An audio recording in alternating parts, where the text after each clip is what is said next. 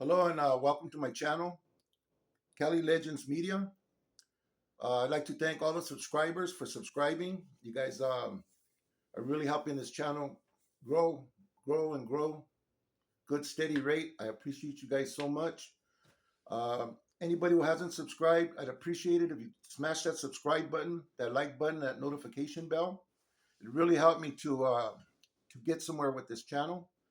I have some big plans, doing some interviews, maybe some podcasts. I got a couple of people lined up already who've contacted me who want to work with me on that. So looking forward to getting there. So today's story is going to be, or video is going to be about something that's a kind of a little bit of a touchy subject. Once again, I think they're all kind of touchy subject, tell you the truth, but this one's really, really touchy. Touchy feely, as a matter of fact. Now look, I'm not sure if it was in the late 70s, sometime in the 70s. There was a rule put out by the people who are in charge of making rules for the prison, for the prisoners, and there'd be no more homosexual activity, no more man on man, no more selling up, having somebody cleaning your cell, making you your snacks, washing your clothes and all that good stuff, or none of that bad stuff could go on either. If you know what I'm talking about. Now, look, even though that rule passed, there was still some individuals who chose to kind of like fly under the wire and do their thing. When caught, they were disciplined or asked to cease. Now, in the county jail, that kind of activity is rampant. Okay, I mean, men do it to themselves to try to make money, to try to get food to eat or whatever. They set up their blankets around their bunks and make it their little shop, And also, there's a lot of cases where weaker men, I could, that's the only way I could put it, get taken advantage by the stronger men, and you know, they get robbed of their manhood. Now, there was this one guy, you know, big dude, man. This guy was on swole, and he had a Sally, small little, thin little Sally, He was about maybe 3 or 4 cells down from me. I had no interaction with them, but I would see them often, pass them on the tier, and this youngster seemed to always be out in the yard by himself. I didn't know nothing about him until I knew something about him. One day we heard some noise, and it was a squad coming up the stairs, and they stood there in front of the cell, I guess, talking to the inmate of these two gentlemen down, the ones I'm talking about, talking to them, and then came some other people that were dressed up more casually. They had cameras and they started taking pictures of the cell, writing reports. I guess they had something they were writing. They were there for a long time. Eventually, they took the small guy out. They walked him out, and ends up that that little guy unlived his Sally. Okay, for what his Sally was doing to him.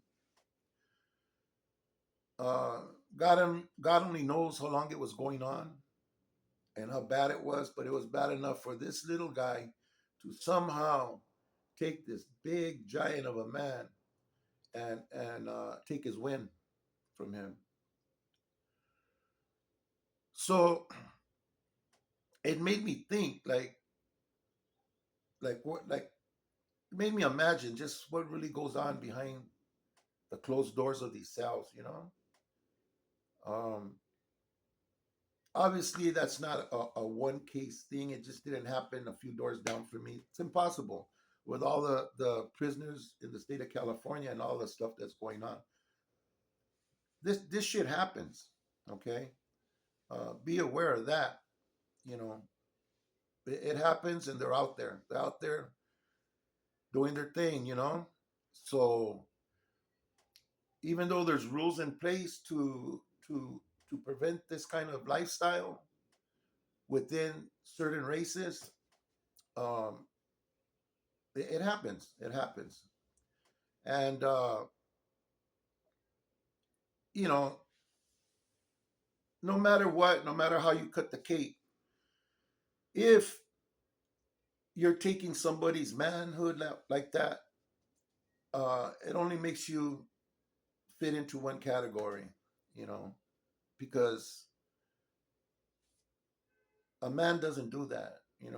You have to have some type of homosexual tendencies uh, and desires uh, embedded in you for you to move on a man that way, and to be able to, I mean, to have that physical contact with him.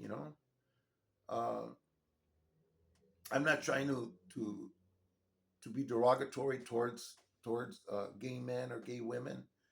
Whatever floats your boat. That's your guys' business. But in prison, it doesn't work that way. You know, Especially in the Mexican community, La Raza, they ain't having it. You pull something like that, and it gets exposed. It's gonna go really bad.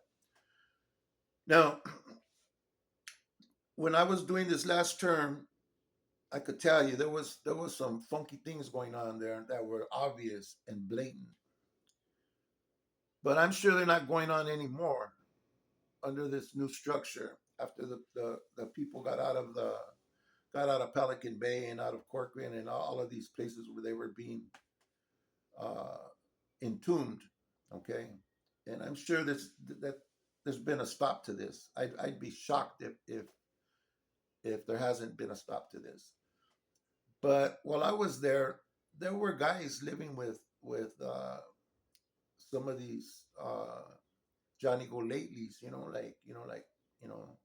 Susie Come Get Me and all these other people, and and it was tolerated, for a long, long time. I mean, I'm talking about llavero after llavero after llavero, and it wasn't dealt with. That all that should have been dealt with swiftness, in my opinion. But my opinion could only go so far. Obviously, uh, I don't involve myself with politics. You know, really anywhere. Um, my point being that that and other things can get overlooked, and you end up in there, and if you ain't got the chuckums, you know, you could become a victim very easily. You know, uh, there were a lot of people with R's on their jackets, on their paperwork. A lot of people with cases against children that flew under the wire for a while I was there, and eventually they got exposed and they got removed. We had this one singer in the band because we started a music program there, and man, he used to sing. He sang bad, you know, and this dude carried himself well, you know, and he was well respected, and he was all right. He seemed all right. Well, I ended up on another yard, and some later on, someone from that same yard came to the yard I was at and told me that dude had some bad charges and ended up getting removed. People, you don't know who you're with, who you're talking to. These are strangers that you end up with. And you got to be real careful, man. You got to pay attention to things, to signs and stuff, to tendencies. And shit still happens. It still happens. I'm sure it does. And yeah, that big dude, that big dude learned his lesson, missed him with that little skinny dude, man. That skinny dude took his win, and he was only then about what 12 inches high, because the only way you could measure him is lying down, to the top of his chest. He was done. He was done. He was gone. He was off this earth. Anyways, I didn't want to get too deep into this subject. One of my subscribers asked that I spoke on this. So I want to talk about this big bad booty bandit and what ended up with him.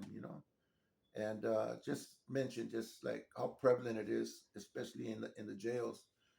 And I doubt very much it's happening very much in the Mexican community within prison, but I don't know. I don't know. If someone's watching this and you're in there, maybe you can enlighten me. But I would suspect that things have tightened up since I left in 2005. And anyways, so that's my spill on the Big Booty Bandit. Thank you for watching this video, and hope to see you on the next one. Hit that subscribe, that like, or notification bell if you can, please. God bless you. Have a good day. Enjoy yourself this weekend, and I hope to see you on the next video.